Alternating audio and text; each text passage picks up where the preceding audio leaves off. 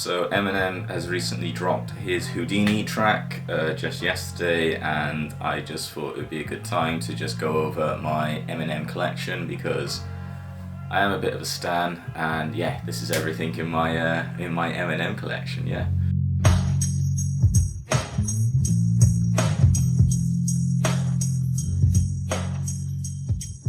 I'm gonna try and do this in like order of album release, and yeah, it doesn't get much earlier than Infinite. And I absolutely love this. This is one of the earliest pressings in my collection. It's probably also one of the rarest. It was limited to 1,000 copies.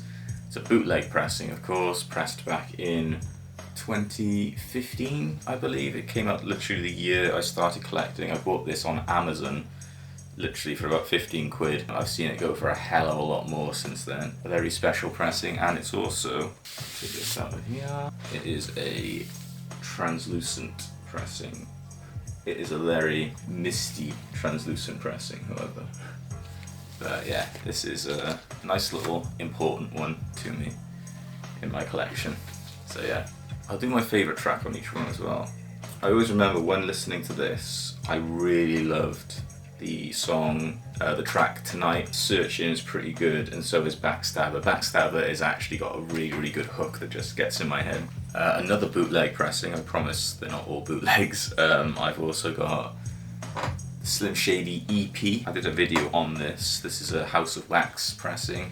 It's a standard black vinyl, but it's a very heavy duty one, and this actually sounds really good for a bootleg. Murder Murder is a pretty good track, but my favourite track on this, it has to be If I Had. So next up I've got two of this. So this is just the standard Eminem Slim Shady LP, 2 vinyl disc set on black vinyl, and it sounds pretty decent. Not really much to say about this one. Then I also have, this is the expanded edition Interscope Records version of the album, and they just went completely overboard with the packaging on this, and it's great. It's oh yeah, there's a poster inside of it. It also opens up, so there's the original cover, trifold, with all the artwork on there. It's on 3 different colour pressings. Bright blue pressing of the album, bright green pressing, and lastly we have got the orange. And these all sound brilliant as well, by the way. Like, the sound quality on these is really good. Lots of bass, which I love. The artwork is changeable as well in this like little window thing here, so you can like switch it out if you wanted to. I love 97 Bonnie and Clyde. 97 Bonnie and Clyde is so fucking good. I just love the fact that it's the only track, I'm pretty sure, on the standard edition of this album that doesn't have explicit lyrics in it, and the whole track is about him murdering Kim and her new partner and Hailey's new stepbrother. It's the only track without any swearing on it. It's beautiful. Why not show off this poster?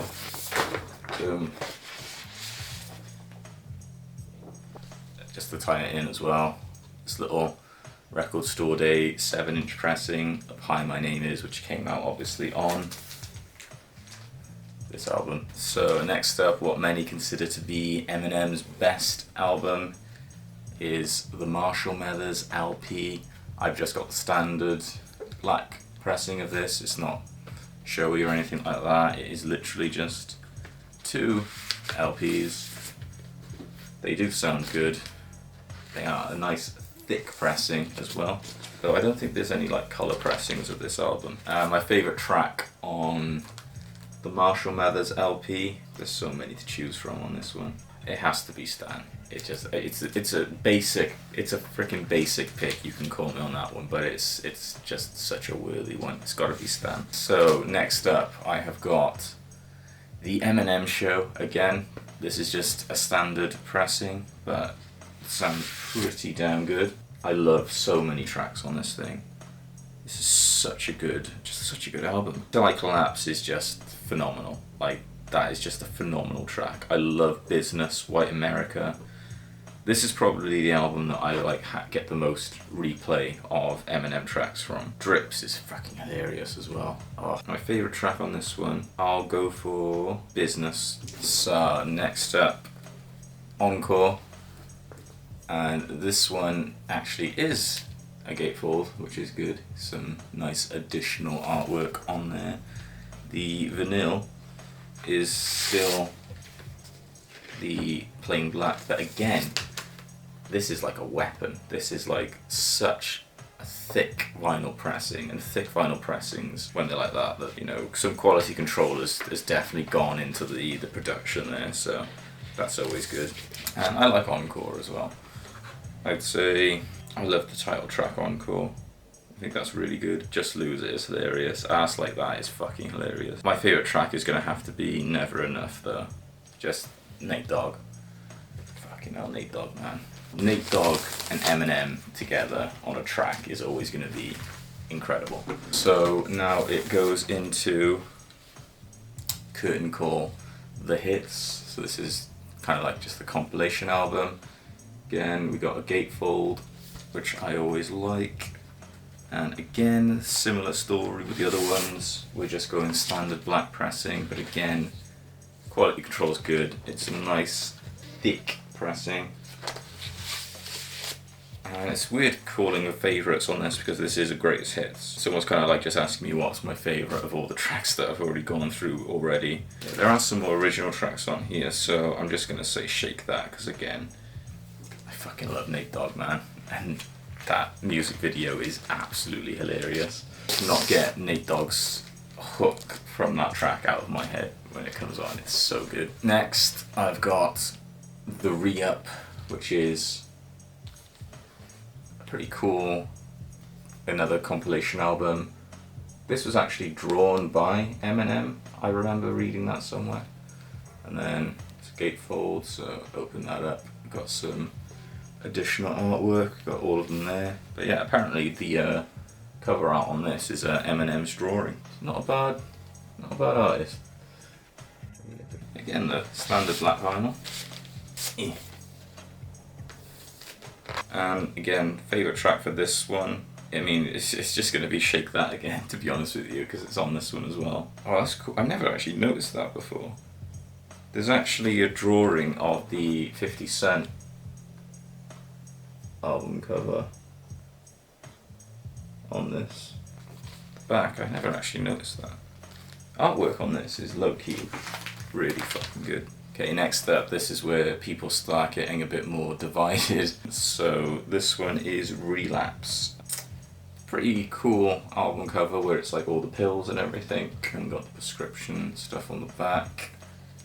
Again, nice continued theme of the gatefold, standard black pressing, and I do actually like this album. Somebody told me all of the tracks on here are produced by Eminem as well, I believe. Apart from one, and that one might be, it's a cheesy one, but it might be my favourite on the album, which is Beautiful. I believe that's the case. Or they're all produced by Dre, maybe, apart from Beautiful. I love the hook on 3 AM. It's so catchy, it's so funny. Beautiful, like I said, it's probably a bit cheesy, but he even mentions it in the track about it being cheesy, and I just like it. If you didn't already notice, the only one I think that I don't have is 8 Mile. That's the only album I don't have on vinyl, I think, for Eminem. But next up, I've got Recovery. This one is looked at a lot more favourably, especially when it came out. This has got some just absolutely mega hits on it. Standard black again. Nice deek pressing. I'm going to keep saying it because it's true. Where's the track listing for this? I know it's got, I mean, this has got some absolute fire on it. Going Through Changes is pretty good. Not Afraid, good song, but it was probably overplayed. No Love, Lil Wayne. That's probably my favourite one on here. Spacebound, I probably overplayed Spacebound to death when I was younger. I absolutely used to love that song. Again, the same with Cinderella Man. Next up, we're going the Marshall Mathers LP2. This is a really nice, this is like a matte finish on this as well. And it opens up as well. Boom. So got some nice artwork on there. This is the one where he started, I think this is the first time he started working with Rick Rubin, legendary producer. Man, I always forget that he did a fucking feature with Kendrick Lamar on this album. It's not a very good song, not gonna lie. Love Game. Like, neither of them are on their best on that album, which is a damn shame, because a good track with Eminem and Kendrick Lamar would probably be just right up there for me. I mean, this is probably going to be the album I probably need to revisit, to be honest, because I don't think I've listened to this in a hot minute. My gut instinct is telling me that my favourite song on here is probably Headlights. I just remember it being like a big kind of like forgiveness song between him and his mum, which was quite nice to see, really. And I just remember enjoying it. Next up, I've got this, I think it's Shady XV, celebrating the 15th anniversary of Shady Records, and this thing is a monster. Like a full-on, you want to be really careful with this, because it's like 4 discs in this thing. Can't actually remember what the pressing is like on this. I know it's a standard one. Oh yeah, it's the same as all the other ones. It's heavy quality vinyl. This is when he was starting to do help out a lot of people like Yellow Wolf. I think that was his name. Yeah, Yellow Wolf. I don't know if that's how you say it, but Guts Over Fear featuring Sia. That's on here as well. It's pretty good. There's just some D12 tracks on here. Purple Pills, D12 is so good. I need to get the 2 D12 albums on vinyl as well. I wanted to before, but they were like really pricey when I last looked, and I haven't looked since. Detroit vs. Everybody, I played that to death when I first found it. Eminem, Royce da 5'9", Big Sean, Danny Brown. Like, he's really grown on me as an artist, and he is like just so distinctive in what he does. It's brilliant. I mean, my favourite track on this though is probably going to be a toss-up between, because Lose Yourself is on here, so it's going to be a toss-up between Lose Yourself and, I mean, it'd be D12 Purple Pills. I love that track. I think it's good. Next up, we all know it's Revival, which it's known to be his worst album. It is my least favourite album of his. It still has some things on it that I like. I mean, I'm an Eminem and an Ed Sheeran fan, so I do quite like River. I don't like the Beyonce Walk on Water. I really don't like it. It's going to have to be River if I had to pick a favourite on this. There's also one of these, he did a sampled the Cranberries Zombie as well, didn't he? And I really didn't like that one. The best thing that album gave us was this album, Kamikaze, which is another, I suppose, kind of like a lot of people I've seen anyway hate on this thing. If I open it up like this is like a part of what people didn't like was that this is just an almost straight up copy of the Beastie Boys album cover. Though we do get a nice, again it's a thick pressing, and it's on a nice green I went for. There was also like a camo red one, but that was a picture disc, so I don't really like picture discs, so I didn't go for that one, even though at the time it was the rarer of the two. But now they're both quite regularly available anyway. But yeah, I really like this. I just liked how he was just saying, you know what, you all didn't like my last album, which, you know, I also didn't like it, but fuck you. And I like that. I like that Eminem. I think The Ringer is my favourite. I love that. Really, especially on vinyl on my setup with the bass cranked right up, just that really loud, like, plain Kamikaze sound effect at the start of just the crane just I love it. Next up was Music to Be Murdered By, which I think is, again, I like this more than Kamikaze. Like, this is a blend of Eminem with Alfred Hitchcock's Music to Be Murdered By, like an album that he did, which is just such a perfect combination, I found. And I had to get this. I got this when it first came out, and it, like, at one point it got quite valuable. Now it's back up on his web store again, so you can go get another copy of it on there if you wanted to.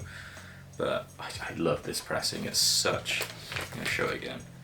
It's such a nice, attractive pressing. I love splatter pressings, and this is one of my favourite splatter pressings in my collection. And he like followed this up pretty quickly with doing these. The Music to Be Murdered by B-Side, which is like a whole other album attached to this album. And I got that version, and at the time I was like a bit of a variant collector when this album dropped, so I got the two versions of it. This one is like they call it Steel Knife Grey. This one. This other one I actually haven't opened because I've opened up the other copy. I just kind of left this one sealed, but this is like on a red vinyl. They both got like just the alternate cover on there as well. But it's not gone up in value or anything at all, this.